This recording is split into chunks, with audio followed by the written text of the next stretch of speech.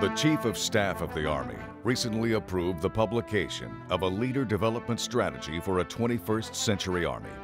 This strategy builds on the experiences of 8 years of war, the reality of persistent conflict, and our assessment that the future operating environment will be characterized by uncertainty, complexity, and hybrid threats that will require us to be capable across the full spectrum of operations. The future security environment will be more competitive than in the past. Our enemies, regular and irregular, will be well-armed, well-trained, well-equipped, and often ideologically inspired. We must overmatch their training with our training and with the development of our leaders.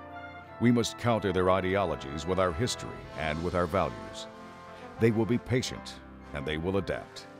We must learn faster, understand better, and adapt more rapidly.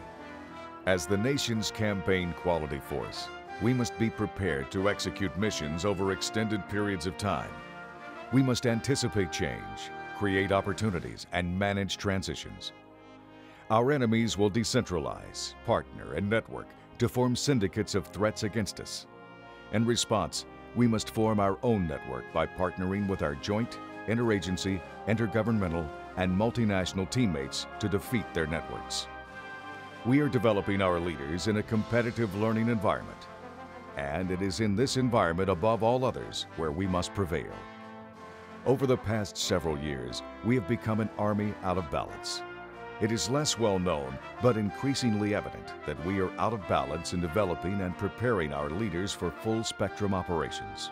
And we are out of balance in building a bench of leaders, not only through operational experience, but also through professional military education and assignment in broadening experiences.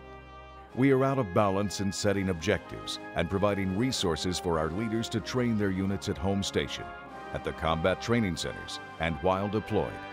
This leader development strategy seeks to restore balance by preparing future leaders for the demands of full spectrum operations, by reestablishing our commitment to the 3 pillars of leader development: training, education, and experience, to regain consistency and predictability in our leader development efforts. It introduces a series of imperatives which will become the touchstone for policies, processes, and resources to support our leader development programs. These imperatives will guide a portfolio of initiatives to produce leaders with the proper training, education, and experience to lead our Army in the future. It also emphasizes the need to manage talent and provide our best leaders with the right opportunities for broadening and advanced assignments.